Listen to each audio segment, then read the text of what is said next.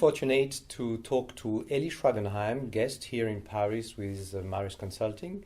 And there is one question, Eli, I'd like to ask you is what is the contribution or the possible contribution of theory of constraints for startups? As you know, startups are quite a fashionable topic actually, but you also told me it has been in the past as well. So, all right. Well, I'm Israeli, and we try to be proud of being the startup nation. Well, as you said, there is a tendency now in quite a lot of locations in the world to become startups. And an undesired effect, very clearly, in startups is there is a very high probability of failure. Yeah. Okay?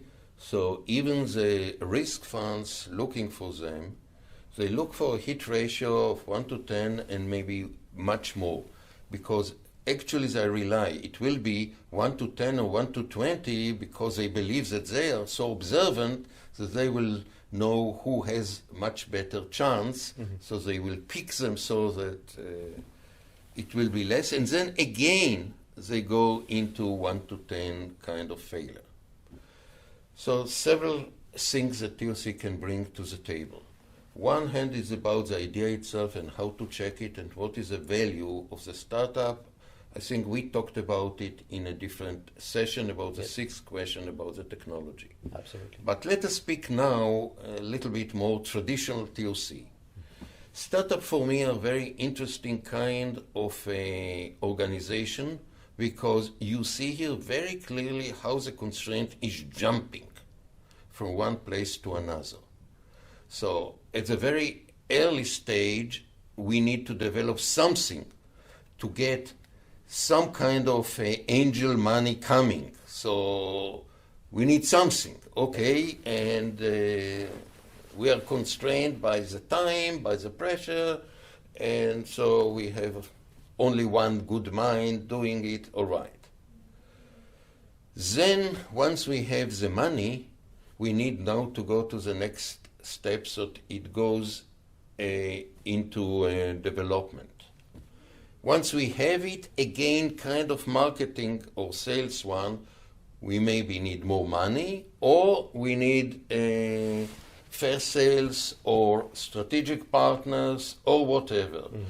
Going outside, and this is our most important thing, and with this mission we have a different constraint, which could be the manager or could be the main marketing guy.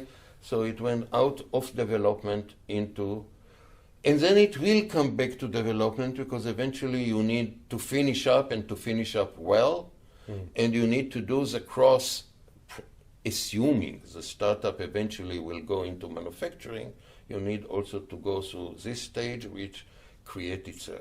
And meanwhile the startup as an organization is growing. Now, something interesting, because many years ago, I mean, still in the time of the 5 focusing steps, and Eli told me something that I find very enlightening, so I remember it till day and say, look, Eli, in a very small businesses, when you look, many of them are really managed well. They maybe not have the appropriate education, but they use common sense because there is nothing else. There is no need for formality. There is no need for anything else. It's when the organizations start to grow that the formality comes with some crazy things that we try to challenge. However, when I look on startups, it has a very different mechanism because most of the people are, on one hand, they are love in what they do, but it's totally new, which means there is no built-in intuition. So even in some question of management, some simple question of cost control, really on the simplest basis, they might lack and it might interfere quite a lot with the business, and there are undesired effects. And so, you know, the use of TP here, just how do we handle ourselves well? How do we understand what blocks us currently could be quite important. Yes. One thing I also like to highlight is that at the beginning of the startup, critical chain, to my mind, is not really applicable. It's not really applicable because two things. First of all, we don't really know still how the project will look like. Yes. We have some broad direction, but that is, we are looking for it.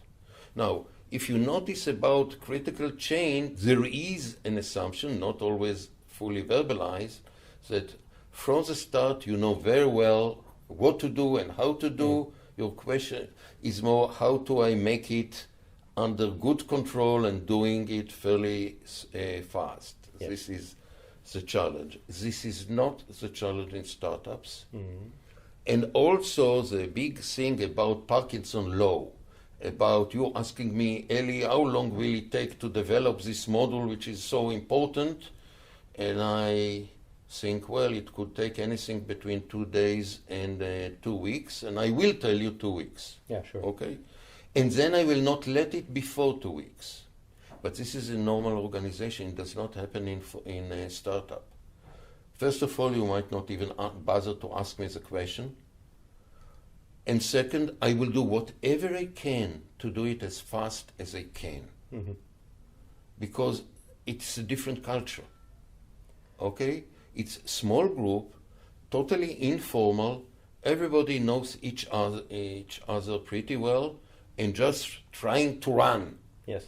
Later, they will be bigger and they will stop to run. They will start to walk. Yes. But for the moment, they are enthusiastic and enthusiasm-driven, right? Right, absolutely. With some of the hazard of enthusiasm. Because again, lack of focus, lack of clear direction, what Absolutely. do we really need? What is must have and what is nice to have, okay? Just to make this difference is critical and not always a no.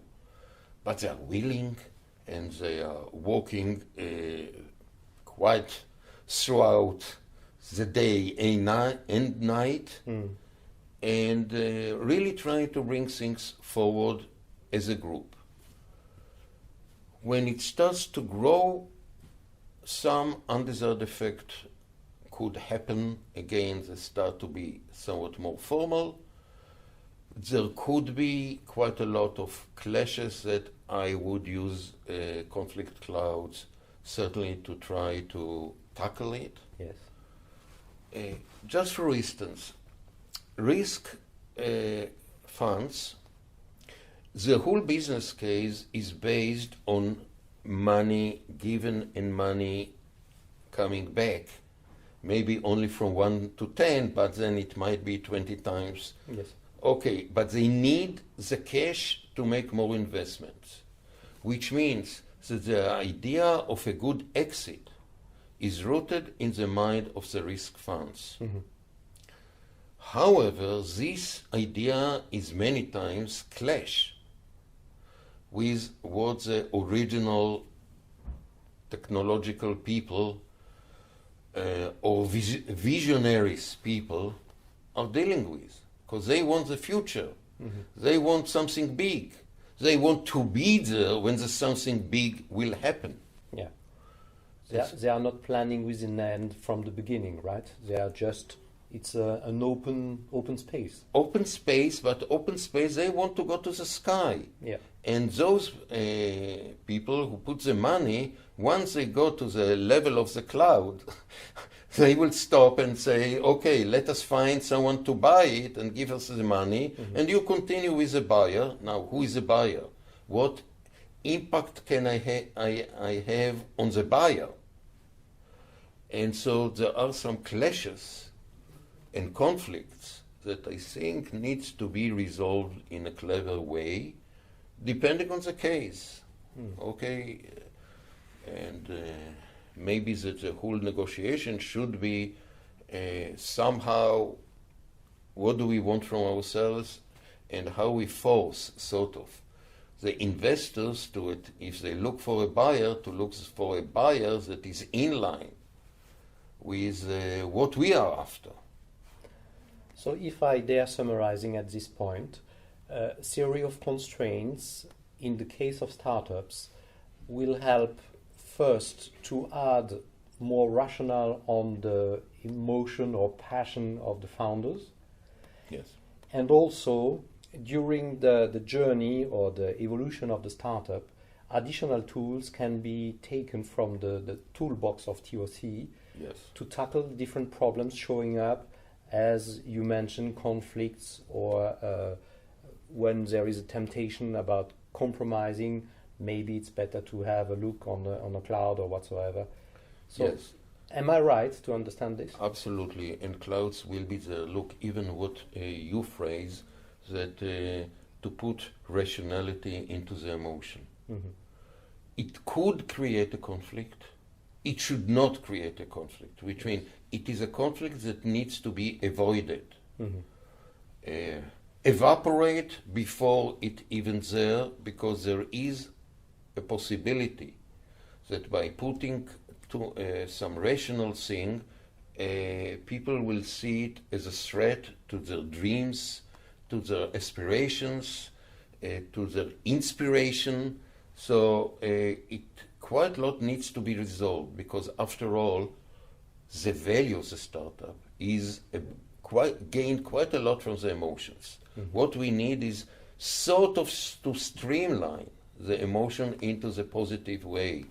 Never, to put that the cold analysis will win, because this is a totally lose situation. Mm-hmm. Okay, so we need to acknowledge the huge respect and hope for this kind of inspiration, but there are some things that we need somehow to put into perspective, and there is a focus, and how the user is going to use it is of gross importance for us all. So we should never lose the sight of our aspiration, of where we want to get, but put a little bit more rational to it and make sure it does not conflict with the emotions. So this is just to add clarity to this, because it could happen. Yeah. And Eli, as you mentioned, the Startup Nation, do you have at least one example of a startup you know who applied at least partly TOC and made some success out of it? Look, yes and no, because I don't know implementation as such and what was done. I know that people who were involved with Eli, they carry heading risk funds. So it looks to me that they are using it, but they're also clever enough not to really tell me how and what. I worked with at least 2 groups of startups, a little bit to bring them, especially the 6 questions, and I think it was used, but okay, I still don't know how successful or not successful they are. And again, question is about being successful or not, because even when you do everything, the risk is large, is big. Mm-hmm. There's a big risk anyway, you need to take it into account.